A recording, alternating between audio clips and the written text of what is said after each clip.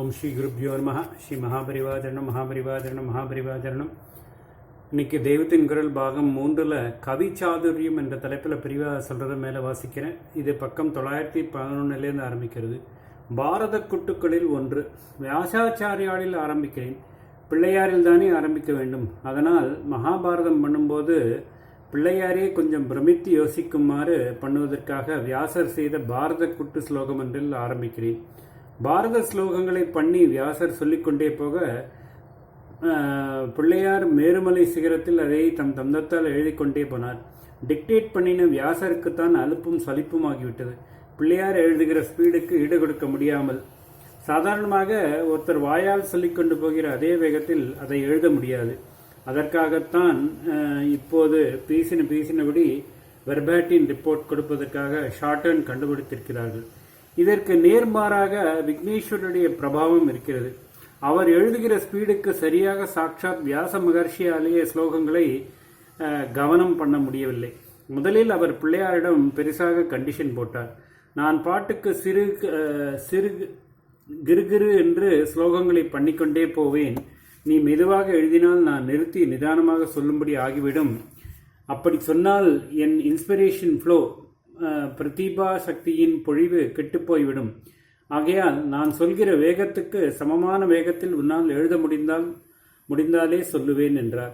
இப்படி அவர் சொன்னவுடன் பிள்ளையாரும் பதிலுக்கு சேலஞ்ச் பண்ணுகிற மாதிரி, நான் எழுத ஆரம்பித்தேனால் என் கை நிற்காமல் அது பாட்டுக்கு விறுவிறு என்றே ஓடிக்கொண்டிருக்கும். நான் இப்படி எழுதுவது க்ஷணங்கூட நிற்காதபடி நீர் ஸ்லோகத்தை மடமடவென்று சொல்லிக்கொண்டே போவீரா என்றார். முடியும் என்று வியாசர் சொன்னார். இப்படி இவர்கள் பரஸ்பரம் சேலஞ்ச் பண்ணிக்கொண்டு வியாசர் மடை திறந்த மாதிரி மகாபாரத ஸ்லோகங்களை பண்ணி சொல்லிக்கொண்டே போக மகாகணபதி அதே வேகத்தில் அவற்றை எழுதி கொண்டு போனார். ஒரு 1000 ஸ்லோகம் ஆனவுடன் வியாசருக்குத்தான் மூச்சு முட்டியது.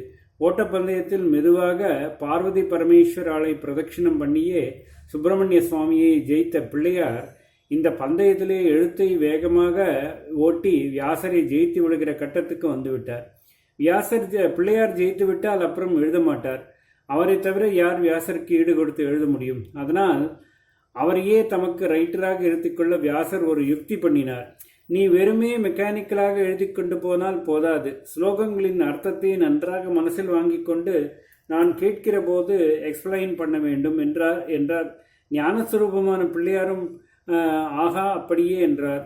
இதை பிரயோஜனப்படுத்தி கொண்டு வியாசர் என்ன பண்ணினார் என்றால், ஒவ்வொரு 1000 ஸ்லோகி ஆகி அவருக்கு ஆயாசமாகி கொஞ்சம் ஆஸ்வாசம் பண்ணி கொண்டு வேண்டி வரும்போதெல்லாம் ரொம்பவும் சிக்கலாக பதங்களை போட்டு பின்னி ஒரு ஸ்லோகத்தை பண்ணிவிடுவார். அந்த ஸ்லோகத்தை மேலெழுந்த வாரியாக பார்க்கிற போது பதமாக அர்த்தம் புரிந்தாலும் சேர்த்து பார்த்தால் ஒன்றுமே அர்த்தமாகாமல் ஒரே குழப்பமாயிருக்கும்.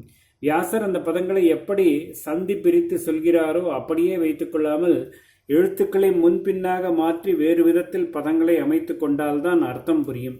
இந்த மாதிரி 1000 ஸ்லோகத்துக்கு ஒன்றே அவர் கடினமாக காம்ப்ளிகேட்டடாக ரொம்பவும் வார்த்தை விளையாட்டுடன் சொன்னவுடன் கணபதியை அரைக்ஷணம் யோசித்து பார்த்து புரிந்து கொள்வார்.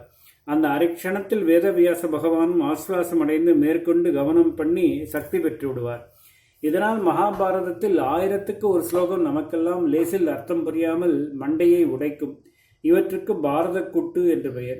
1,00,000 கிரந்தம் ஸ்லோகம் கொண்ட பாரதத்தில் இப்படி 100 குட்டுகள் இருக்கின்றன. அதிலே ஒன்று சாம்பிளுக்கு சொல்கிறேன்.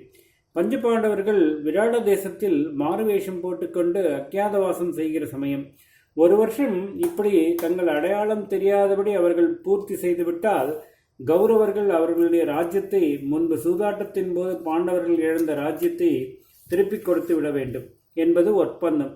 இப்பொழுது 12 வருஷம் வனவாசம் முடிந்து அப்புறம் 1 வருஷ அஞ்ஞான வாசமும் பூர்த்தியாகிற கட்டம் வந்துவிட்டது. எப்படியாவது அவர்களை அதற்குள் அடையாளம் கண்டுபிடித்து மீண்டும் அவர்கள் ராஜ்யம் பெற முடியாதபடி பண்ணிவிட வேண்டும் என்று துரியோதனன் நினைத்தான். 4 திசைகளிலும் அவன் வேவுக்காரர்களை அனுப்பி ஸ்பை பண்ணினதில் விராட நகரத்தில் தான் பஞ்சபாண்டவர்கள் இருக்கக்கூடும் என்று தடயம் கிடைத்தது. ஒளிந்து கொண்டிருப்பவர்களை எப்படி அம்பலப்படுத்துவது என்று யோசித்து ஒரு சூழ்ச்சி பண்ணினான். பஞ்சபாண்டவர்களுடைய விசுவாச குணம் துரியோதனுக்கு நன்றாக தெரியும். அதனால் விராட ராஜாவுக்கு தாங்கள் ஏதாவது இம்சை கொடுத்தால் அங்கே அஞ்ஞானவாசம் செய்யும் பாண்டவர்கள் ராஜாவை ரட்சிக்க வருவார்கள். அப்பொழுது அம்பலப்படுத்தி மறுபடியும் அவர்களை ராஜ்யம் இல்லாமல் செய்துவிடலாம் என்று நினைத்தான். இதன் மேல் கௌரவசேனை விராட ராஜ்ய எல்லைக்குள் வந்து அங்கே இருந்த பசுமந்தைகளை எல்லாம் பிடித்து ஓட்டிக்கொண்டு போக ஆரம்பித்தது. பாரதத்தில் இந்த கட்டத்துக்கு கோஷ யாத்ரா என்று பெயர். கோஷம் என்றால் எடைச்சேரி. இது விராட பருவத்தில் வருகிறது. இப்படி துரியோதனாதியர் மாடு பிடித்தபோது அவர்களோடு யுத்தம் செய்வதற்காக விராட ராஜகுமாரனான உத்தரகுமாரனை பிருகன்னலை என்ற ஸ்திரீ வேஷத்தில் இருந்த அர்ஜுனன் தேரோட்டி அழைத்து கொண்டு வருகிறான். யுத்த பூமிக்கு வருவதற்கு முன் பெருசாக வீர பிரதாபம் பேசி உத்தரகுமாரன் பீஷ்மன் துரோணாதியாரை பார்த்தவுடனே தொடை நடுங்கிக் கொண்டு யுத்தமே வேண்டாம், திரும்பி போய்விடலாம் என்று ஆரம்பித்து விட்டான். அப்பொழுது அர்ஜுனன் அவனுக்கு தைரியம் சொல்லிவிட்டு தானே பிருகன்னலை வேஷத்தில் பானங்களை போட ஆரம்பித்தான். இத்தனை ஆச்சரியமாக சரவருஷம் பொழிகிற இந்த பெண் யார் என்று பீஷ்மர் அதிசயப்படுகிறார். அப்பொழுது அவரிடம் அந்த பெண் யார் என்பதை பற்றி துரோணர் பதில் சொல்கிறார்.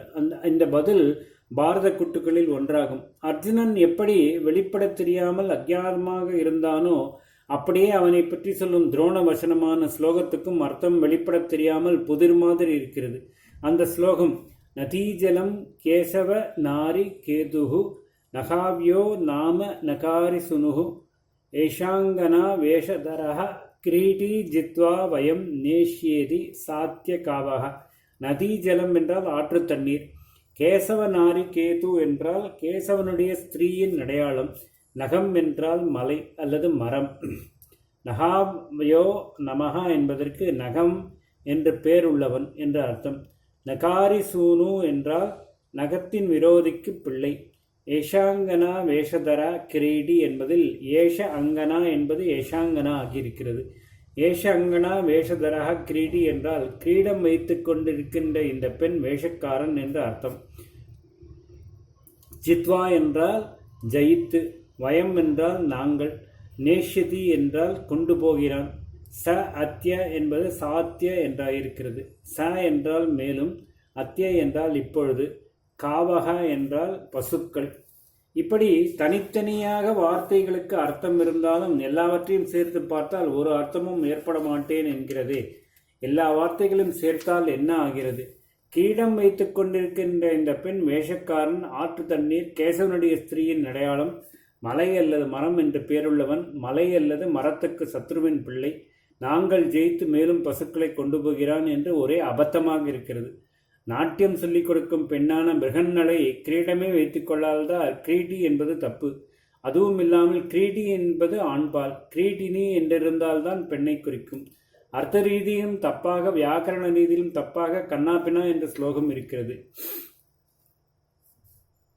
இப்படி சன்ன பின்னலாக இருக்கிற ஸ்லோகத்தை நன்றாக யோசித்து அக்குவேறு ஆணிவேராக அக்ஷரங்களை பிரித்து வேறு தினசில் பதச்சேர்க்கை செய்தால் அர்த்தம் ஏற்பட்டுவிடும். மகா புத்திமான்கள் மட்டுமே ரொம்ப பிரயாசைப்பட்டு கண்டுபிடிக்க முடியும். பிள்ளையாருக்கு அரைய நொடியில் அர்த்தமாகிவிட்டது. ஓம் ஸ்ரீ குருப்யோ நமஹ. ஓம் ஸ்ரீ மகாபரிவாச்சரணம் மகாபரிவாச்சரணம் மகாபரிவாச்சரணம்.